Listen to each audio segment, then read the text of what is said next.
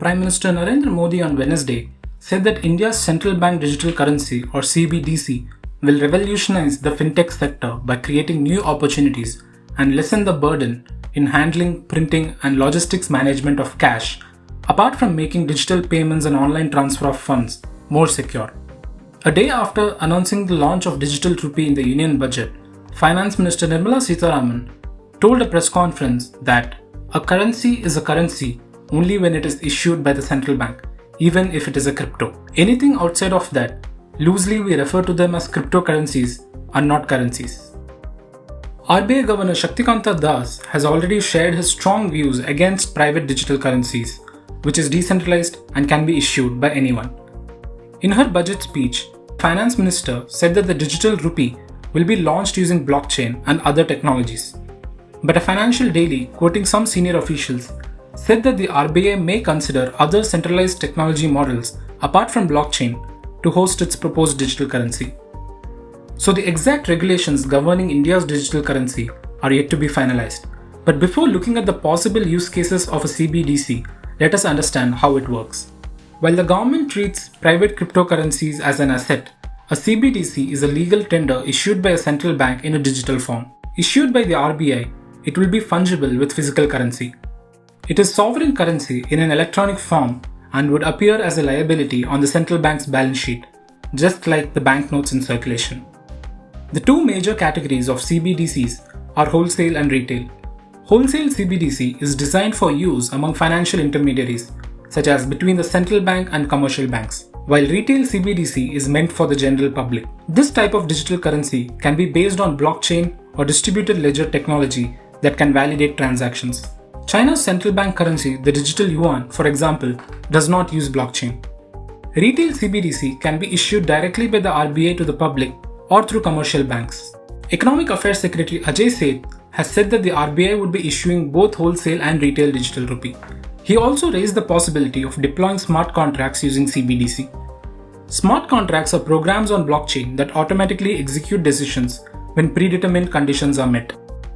Mihir Gandhi of PwC India lists out some possible use cases of CBDC in the Indian context. Current subsidy payments that happen to the citizens and also for specific use cases where money needs to be provided to the citizens, say, for example, the e-rupee, which recently happened, which was a prepaid voucher for availing the COVID vaccine.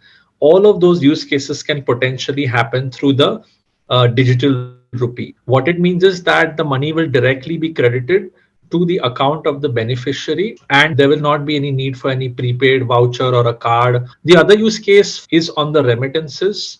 So both for international remittances and domestic remittances, we can actually envisage the use of digital rupee for instant movement of funds. Last use case, which we are currently hoping can evolve, is on the lending side, where if I need to give funds to MSME or to SMEs or even to individuals, then that can be facilitated through digital rupee instantly once the paperwork and the credit approvals are received. In a speech last year, RBI Deputy Governor T. Ravishankar listed out the advantages that CBDCs have over other digital payment systems. He said that payments using CBDCs are final and thus reduce settlement risk in the financial system. The need for interbank settlement is eliminated if digital rupee is transacted on a UPI-like system, Shankar added. CBDCs would also potentially enable a more cost-effective globalization of payment systems. An Indian importer could pay an American exporter on a real-time basis without the need for an intermediary. The time zone difference would no longer matter in currency settlements. Shishir Mankad of Praxis Global Alliance told us how a CBDC would help India's financial services and fintech spaces. Yeah, I think the answer to this lies in thinking through what use cases a digital currency based on blockchain can solve that a standard fiat currency cannot. If you have use cases in mind, then it certainly makes sense. And I think that's where the real answer lies. If you're giving, let's say, consumption subsidies, then you can say that you need to consume this in certain time, otherwise it will lapse. Right? They tried this in China, incidentally. This was something that they tried in China in the digital yuan.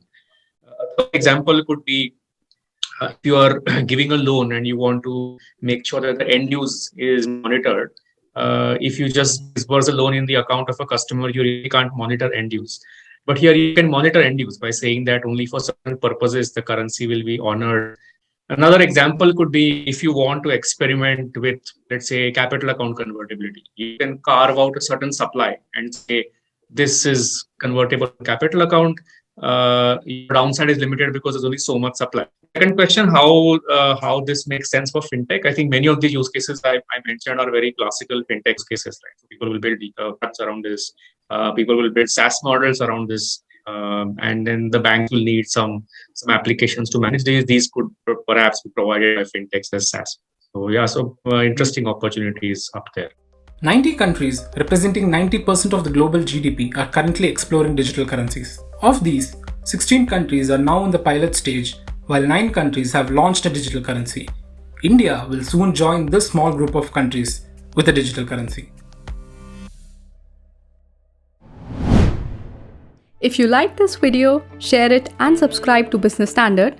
For more news, views and insights, log on to www.business-standard.com. Do also follow us on YouTube, Twitter, Facebook, Instagram, Telegram and LinkedIn.